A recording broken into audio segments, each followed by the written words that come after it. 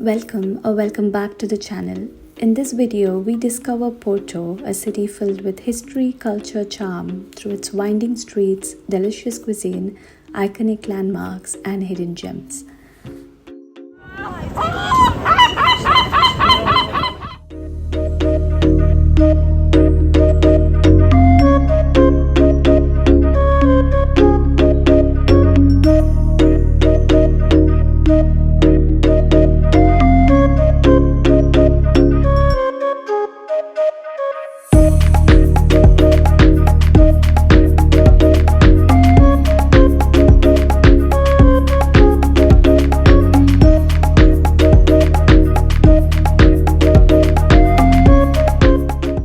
After our short early morning flight into Porto, we stopped by to quickly fuel ourselves before starting to explore the place. It was heartening to see a lot of Portuguese delicacies on display already, setting the tone to our gastronomic adventures for our next 10 days in Portugal.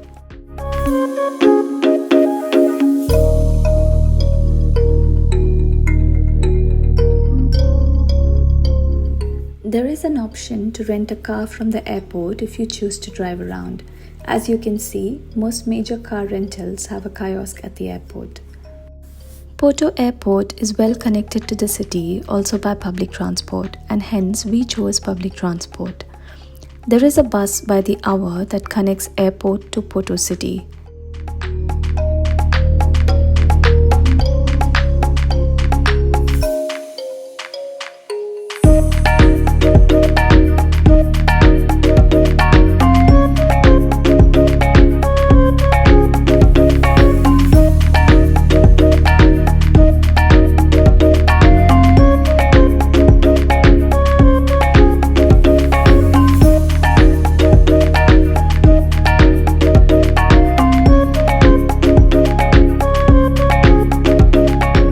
Getting off the bus, we came across a huge queue, making us wonder which popular place this is.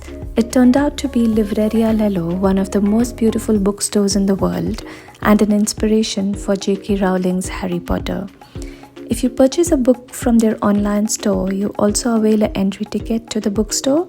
Else, entry ticket costs €8 at the time of making this video, which can be discounted from the cost of your book if you buy one. We didn't make it inside as the place had long queue on all 3 days that we looked to visit.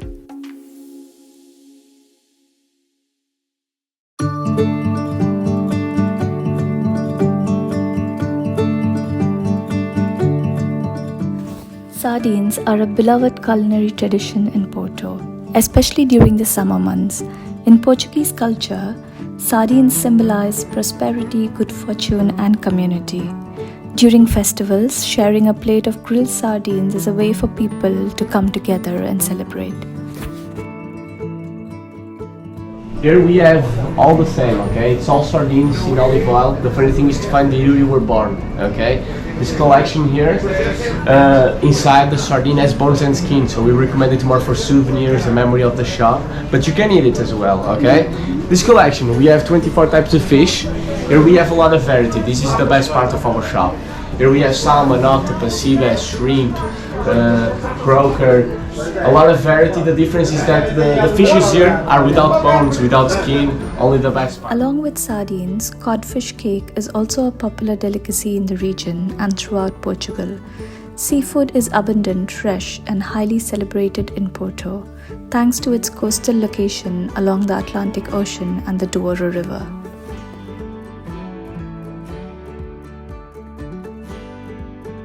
Being only a witness to all the seafood delicacies of the region, we made our way to find some vegetarian Portuguese dishes.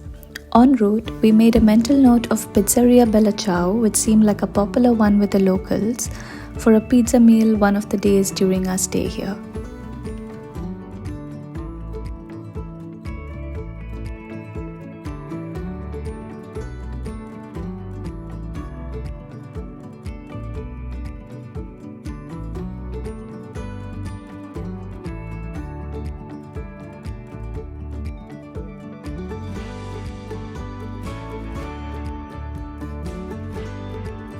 We came across a local eatery selling regional snacks, risol, among others. Risol is a dough filled with vegetables or meat of your choice, patted with breadcrumbs and deep fried. Veggie risol made for a good snack. And finally, pastel de nata, the delicious Portuguese custard tart that I was so waiting to have. It was super delicious.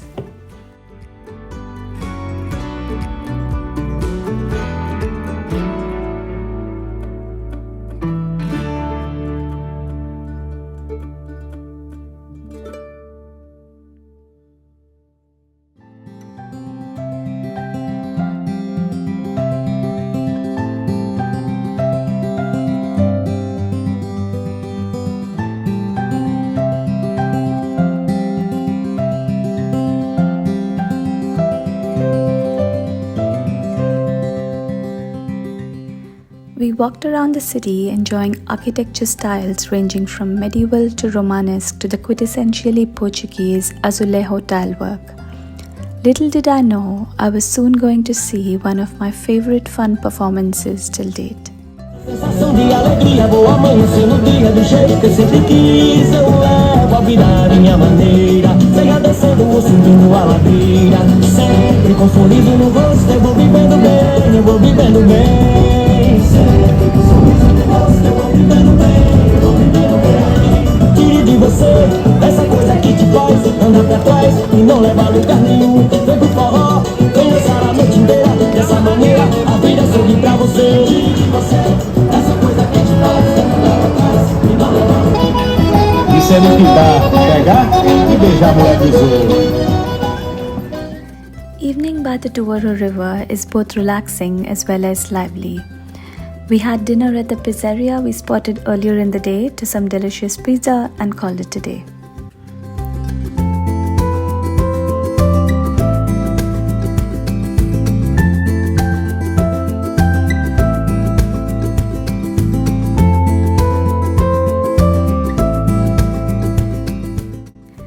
Next morning started early as we had some activities planned to do before starting to explore the city. But first it's breakfast. Went on a short walk to the local favorite bakery, Padaria Ribeiro, to take away some breakfast for us.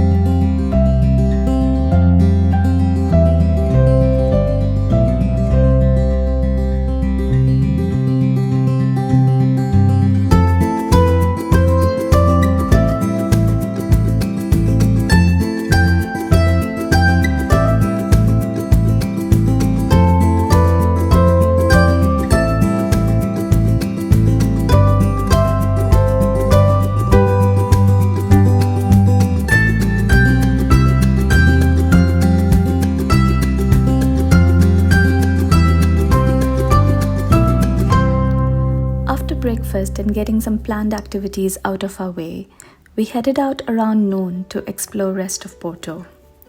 Over time, we realized if you're looking for vegetarian food, you will come across very limited Portuguese options. This led us to finding Wok to Wok for a quick hearty meal.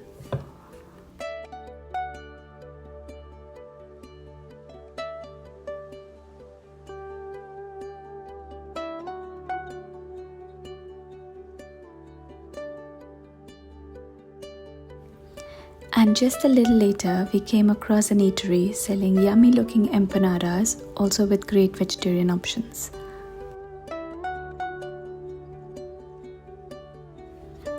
We made a stop at a tourist info center to book a river cruise that we wanted to take later in the evening.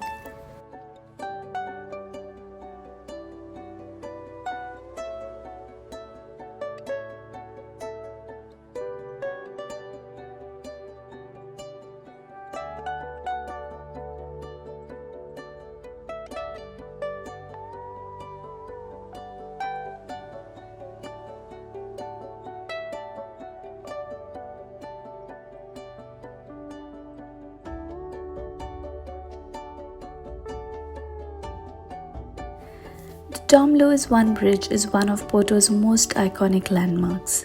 The bridge offers panoramic views of Porto's skyline, the Douro River, and the colorful Ribeira district.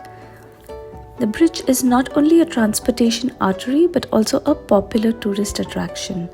Visitors can enjoy leisurely walks across the bridge, take boat tours under its arches, or visit nearby attractions such as the port wine cellars in Vila Nova de Gaia.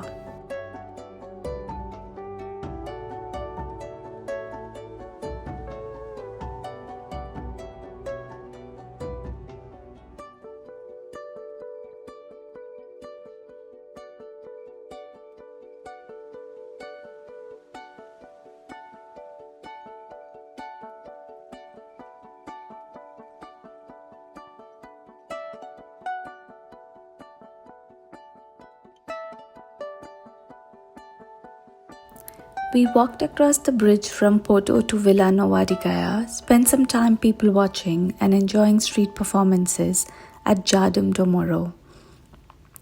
In my last 40 plus hours in Porto, I have come across so many street performances and some really good ones at that. Vila Nova de Gaia, where we currently are, is also home to numerous port wine cellars. If this interests you, you can also plan a few hours visiting wine cellars and wine tasting in this region.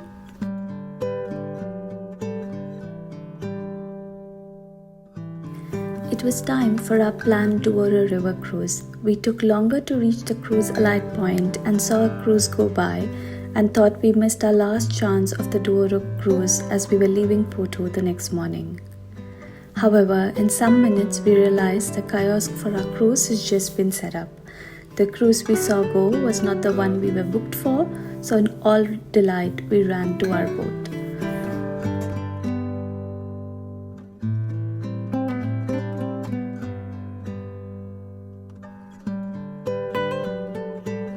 Rabello boats are traditional Portuguese cargo vessels that were historically used to transport barrels of port wine from the vineyards in Douro Valley to the wine cellars in Vila Nova de Gaia near Porto.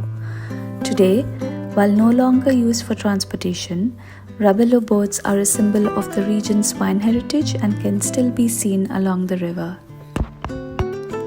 Today, one of the most popular ways to experience the Douro River is through a cruise.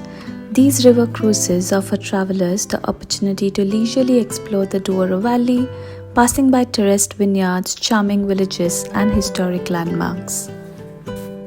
While Dom Luiz One Bridge is the most popular bridge across Douro River, there are 5 more majestic bridges that connect Porto with Vila Nova de Gaia.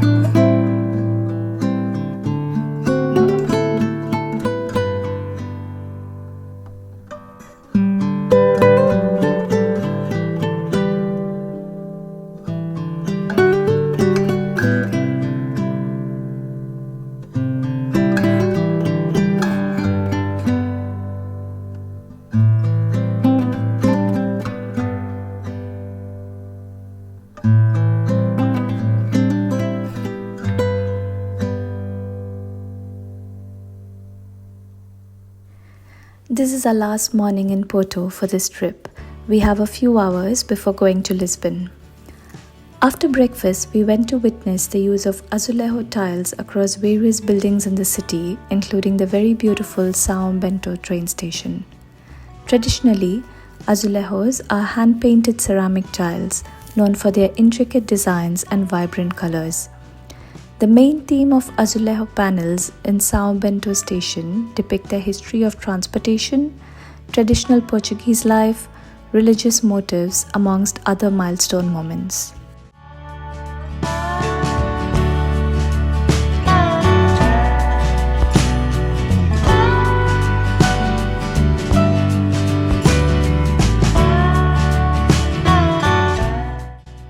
So that is our 48 hours in Porto. Hope you enjoyed watching this video. Really appreciate if you can give the video a like, subscribe to our channel, and if you'd like to see similar travel experiences. We'll very soon see you in our next video from Lisbon. Check out the description of this video for link to places that we visited in this trip, along with other places that you can visit if you're experiencing Porto for longer, and also a link to my travel blog for interesting cultural and historical stories from Porto. Thank you for your interest.